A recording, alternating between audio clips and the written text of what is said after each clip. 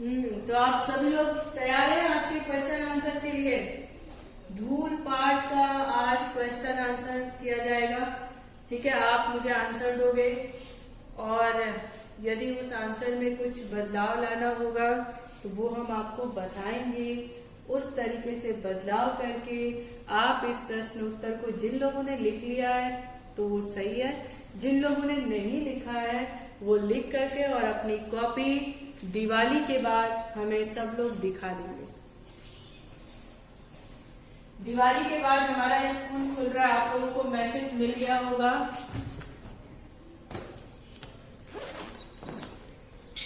Yes ma'am. बड़े दिनों के बाद ऐसे भाग्य हमारे कि सारे बच्चे हमारे घर पधारे, यानी स्कूल में आए। तो कौन कौन आ रहा है स्कूल?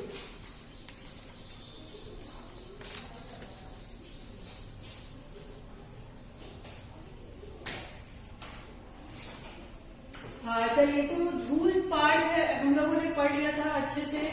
उसमें कोई रह गया था जो आप लोगों को समझ में नहीं आया हो?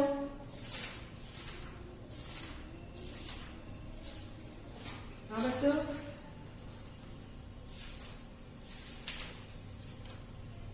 बताइए भाई। नो, सब कुछ समझ में आया था, बस मैम मुझे एक वो अमराई वाला जो कथन था वो नहीं समझ में आया। ये धन्य धन्य वे, कौन सा कथन? नहीं मैम। कौन सा कथन बताइए, पढ़ के बताइए। Yes ma'am. अमराइयों के पीछे छिपे हुए सूर्य की किरणों में जो अमरायु जानते हो किसको कहा जाता है? अमराइया आम का जो बगीचा होता है और उस बगीचे के पीछे से, भाई ये दृश्य है ना, लेखक कुछ भी सोच सकता है, कुछ भी लिख सकता है, वो स्वतंत्र है। ठीक है, तो जो अमराई यानी पेड़, आम के पेड़ के जो बगीचे हैं और उसके पीछे से जो सूर्य की किरणें आती हैं, उन पेड़ों से, अमराइयों से छन के जो सूर्य की किरणें आती हैं और उन किरणों में जो धूल के कण दिखाई देते हैं, मैसेज आया है, फोन देखो। उसकी बात किया गया है। आया समझ में? आ रहा है समझ में? स्वास्थ्य? Yes ma'am. हाँ ठीक है, तो चलिए आप प्रश्न करते हैं। और किसी को इसमें डाउट चैप्टर में कहीं पे किसी बात को लेकर के कोई भी डाउट अगर नहीं है तो चलिए अब आप लोग मेरे प्रश्न का उत्तर दीजिए। जिससे पूछा जाएगा वो विस्तृत रूप में उसका आंसर करेगा। ठीक है, चलिए हमारा पहला प्रश्न है कि इस पाठ में लेखक ने नगरीय सभ्यता पर क्या व्यंग किया है? बताएंगी। लग्न जीता आप हो या? यस, लग्न जीता आप बताओगे कि ये जो धूल पाठ है इसकी नगरीय सभ्यता पर क्या व्यंग किया गया है? लेखक ने कौन सा व्यंग किया है?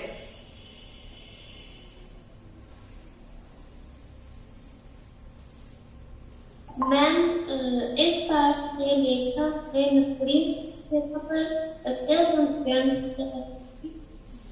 नगर में बसने वाले लोगों का उन्हें गंदा कर देगा, उन्हें दूषित कर देगा। वे सोचते हैं कि धूल के संसर्ग से उनकी चमक दमक फीकी पड़ जाएगी। हाँ, मैले होने के डर से वो लोग धूल से दूर ही रहते हैं। ओके, चलिए ठीक है, आपने दिया आंसर। अच्छा, परदेसी सुशांत परदेसी। सुशांत, आपको मेरी आवाज आ रही है?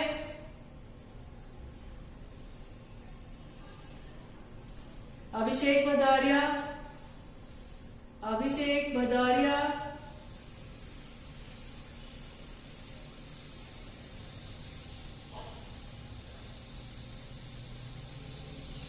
Ayush Kumar Ojha, yes ma'am. हाँ आयुष, आप आंसर दीजिए कि लेखक ने शहरी नगरीय सभ्यता पर यानी शहरी सभ्यता पर क्या व्यंग किया है।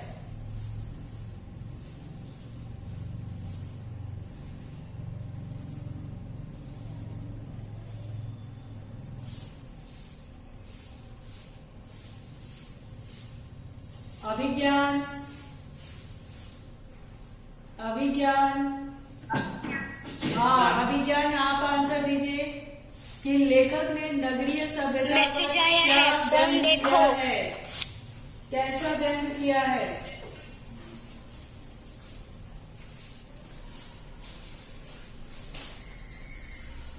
इसका आंसर दो।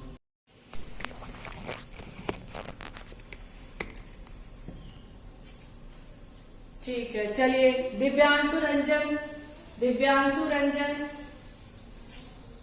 दिव्यांशु रंजन, ये लोग सिर्फ क्लास में सुनने के लिए आते हैं। चलिए अब आप बताएंगे दूसरा प्रश्न। अभिज्ञान, अभिज्ञान आप बताओगे कि अखाड़े की मिट्टी की क्या विशेषता होती है। अभिज्ञान, अभिज्ञान आप बताएंगे कि अखाड़े की मिट्टी की क्या विशेषता होती है।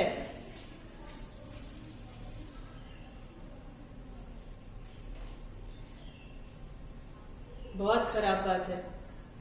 स्वास्थ्य आप बताओ, स्वास्थ्य आप बताओ। आदित्य आपकी आवाज अगर Yes, नहीं आ रही है तो आप व्हाट्सएप पे अपना आंसर भेज देना बेटा, ठीक है, या फिर इसी ग्रुप में लिख करके भेज देना, मैं चेक कर लूंगी।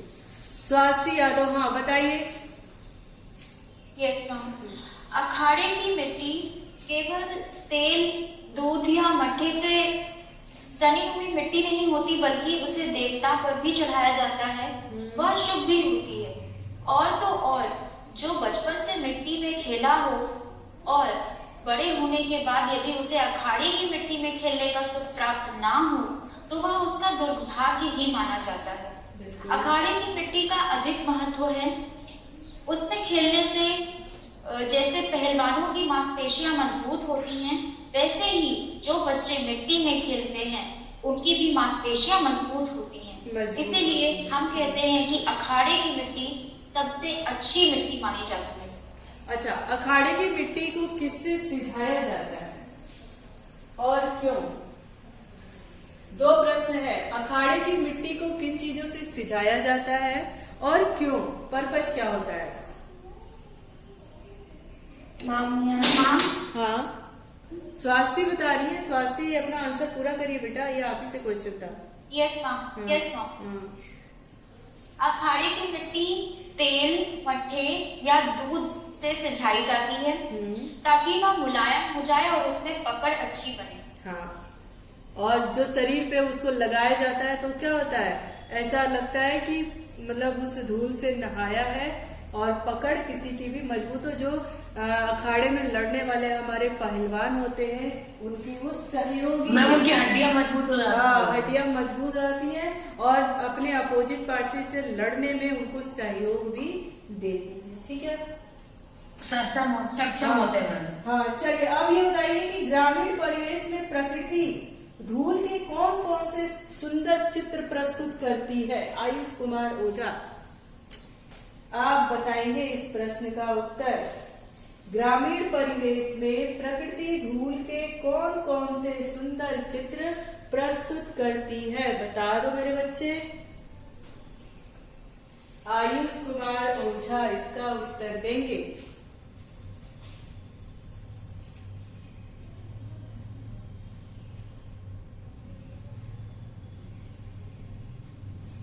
आयुष को उत्तर नहीं आता है, बीच में सिर्फ बोलना आता है आयुष को।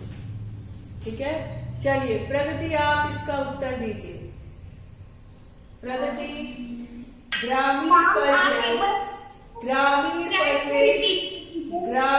परिवेश में प्रकृति धूल के कौन कौन से सुंदर चित्र प्रस्तुत करती है।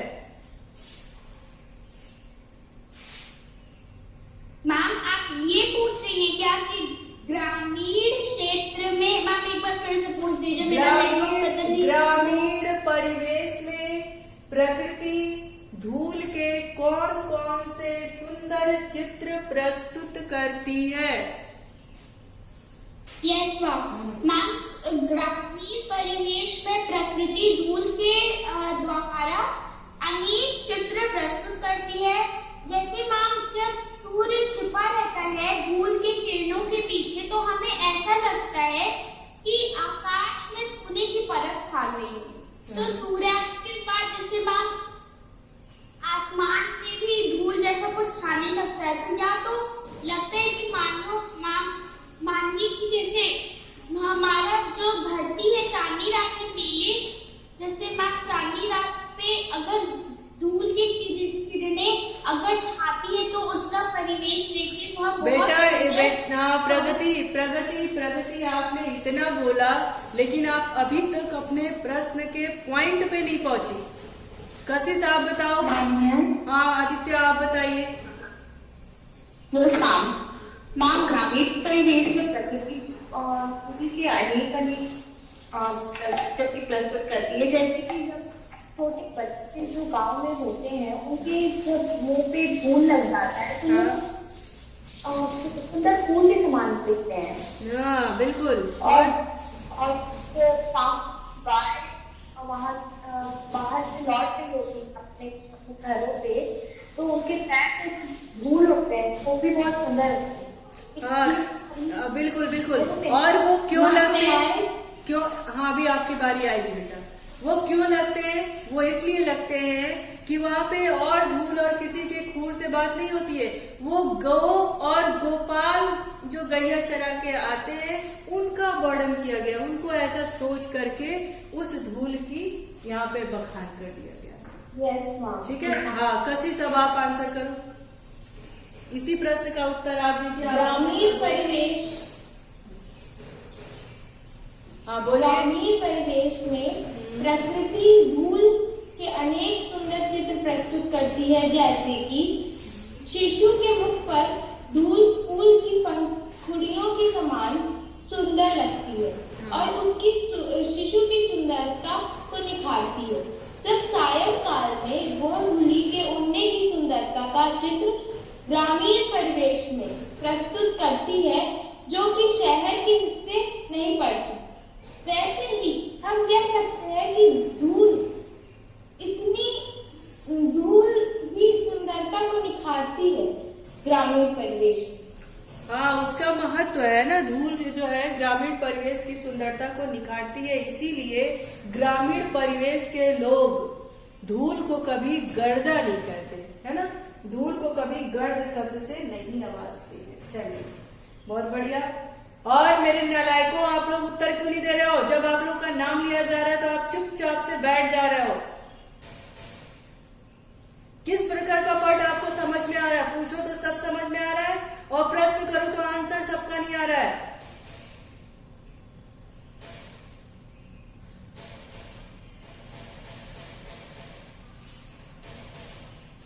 हाँ चलिए आप बताइए। हीरा वही घन चोट न टूटे का संदर्भ पाठ के आधार पर स्पष्ट कीजिए, और श्रीनी प्रधान इसका उत्तर देंगी। श्रीनी प्रधान इसका उत्तर देंगी। हीरा वही घन चोट न टूटे का पाठ के आधार पर स्पष्ट करेंगी। श्रीनी प्रधान।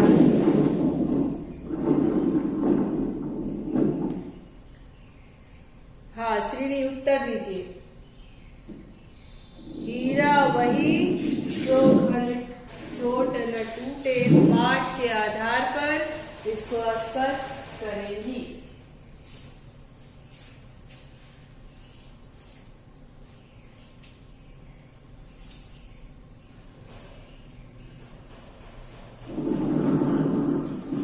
आई थिंक कि श्रीनी का माइक जो है वो सही नहीं चल रहा है और श्रीनी उत्तर देने में सक्षम नहीं है। कौन बताएगा इसका उत्तर? कौन बताएगा? हाँ बताइए स्वास्थ्य, आप बताइए। हीरा वही घन चोट न टूटे। लेखक यहाँ पर हीरे से बताना चाह रहे हैं कि जो लोग मिट्टी से जुड़े हैं, जैसे कि एक सच्चा देशभक्त जो मिट्टी को अपने माथे से लगाता है, एक किसान जो मिट्टी में सन कर, मिट्टी में मिलकर फसल उगाता है, सभी के खाने के लिए, सभी का ध्यान रखता है।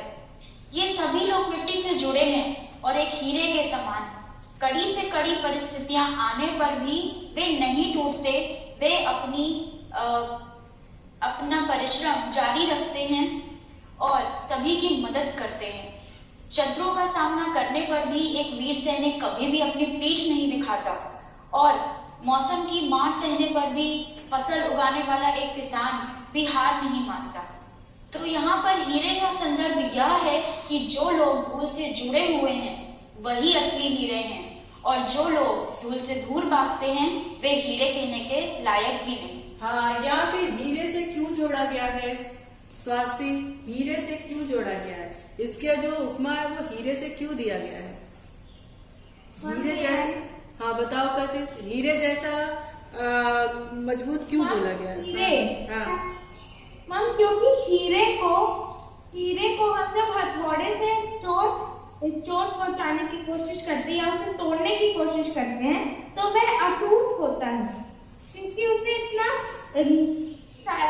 खरादा जाता है कि वह अटूट हो जाता है। हाँ बिल्कुल, क्योंकि वो हीरा जो होता है बहुत ही ठोस पदार्थ होता है और आसानी से किसी चोट से वो नहीं टूटता। Very good.